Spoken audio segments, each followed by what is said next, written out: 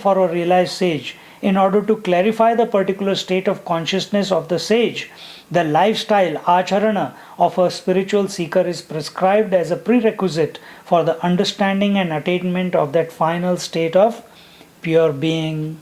What type of lifestyle can you conduct yourself in, which will become conducive for self-realization to happen? What is the lifestyle that you have to live by way of which the hunger is satiated? What is the lifestyle? The moment hunger feels, you should have some money in your pocket, you you must have some food in the kitchen, then you take that food. You're very hungry, then don't cook. Put it into the toaster, apply some butter, cut some vegetables, make a sandwich and eat it. What has happened? Is eating satiation of your hunger? No. The act of eating is not. But the result of eating, at what point? After the first bite? After the 10th sandwich? You don't know. But it happens, isn't it? Satiation happens. Similarly, is the first step from your house, has it made you reach this destination? No. Suppose you want to go to shopping center. First step, has it taken you to shopping center? No. But you keep walking the steps. And suddenly you find you have reached there. Similarly, when we live this life of proper conduct, which is conducive, then what happens? Suddenly, as a result, when it happens, I don't know. Nobody will come to know. Not as a relative experience. You will come to know, but it will not be through thoughts. It will be just a state of being. Do you know when you became, you can say, on my 19th birthday, I gave up my teenage and I became youth. You can say that. Because we celebrate each of those moments when change takes place, isn't it? But you live your life properly, automatically teenage comes, automatically youth comes, automatically married life comes, automatically old age comes, automatically death will also come. Everything is happening. So here the same way, when you live the correct life, at what time when you are living a good life, going to gym, eating good food, when will it determine that you have lost your weight or your cholesterol is down or your sugar is down? You can't determine that, isn't it, straight away? But you live for a particular period of time, automatically the result will be, when you go to the doctor after a few months, you will see your cholesterol is down, your blood sugar is down, your body is healthy, your weight is down. But no, I walked for 2 kilometers today. How much weight I have lost? You may not be able to see. There is no measure by which you can conclude that I am realizing or I have realized or I am going to realize. There is no measure. When it happens, it happens.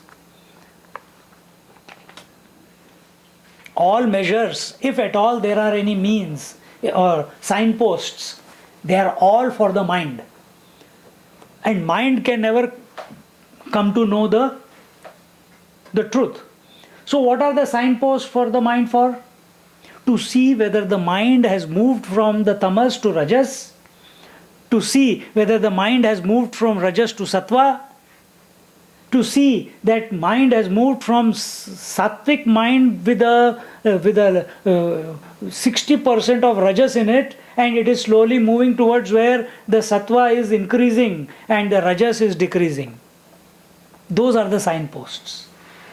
But those signposts are not realization.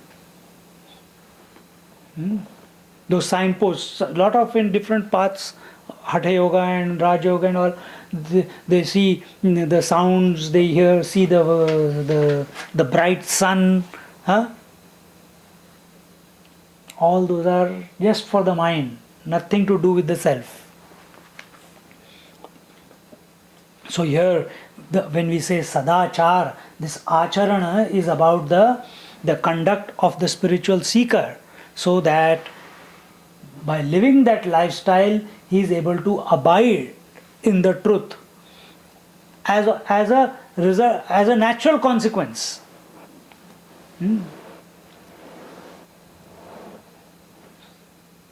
For the seeker, the distinctions of seeker, seeking, and the sought are methodically removed in order to become one with the sought, which is set forth in this text Sadachar.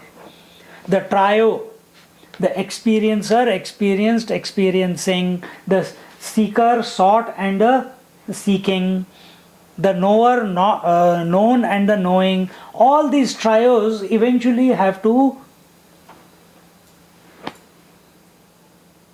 subside. Just like the sleeper, you want to go to sleep. When you want to go to sleep, at what time do you go to sleep? You cannot make out, isn't it? Because when sleep happens, you are no longer available. Same way, the person who was looking forward to go to the bed, to go to sleep, is closing his eyes and getting cuddled into a comfortable position like this fellow. Huh? But till you are doing all these, you are conducting yourself in a particular way so that you can go to sleep. You want to lose the waking mind. Losing the waking mind is called sleep, isn't it? When it happens, it happens. Similarly, this is about the seeker who is ready to lose the seeking and the sought and the seeker himself. He is ready to surrender that at the altar of the self. And what is this at the goal, at the destination? And what is that destination? We have seen it, but Sadachar, again, in other words, it will indicate what the goal is. In order to unfold the profound beauty and meaning of the text, we shall proceed with a line-by-line analysis of the verses or shlokas. Sarva Vedanta Siddhanta. Sarva means all. Vedanta means, the Vedanta is given as the Upanishadic part of the various Vedas. There are 4 Vedas, Rug, Yajur, Sam and Atharvana Veda. Now this Upanishad that we are taking, Mundaka Upanishad, that is the Atharvana Veda, from where the Prashna Upanishad also came. And all these Upanishads are telling you what? They are in the Upanishads there are various statements of truth which are told to us. Consciousness is Brahman, this Atma is Brahman, you are that, and I am Brahman. And in this manner these statements are told directly. You are told that you are that. So Sarva Vedanta Siddhanta, the purpose of Vedas is not to keep you caught in the ritualistic part. The purpose of Vedanta is not to keep you caught into chanting mantras or doing japa.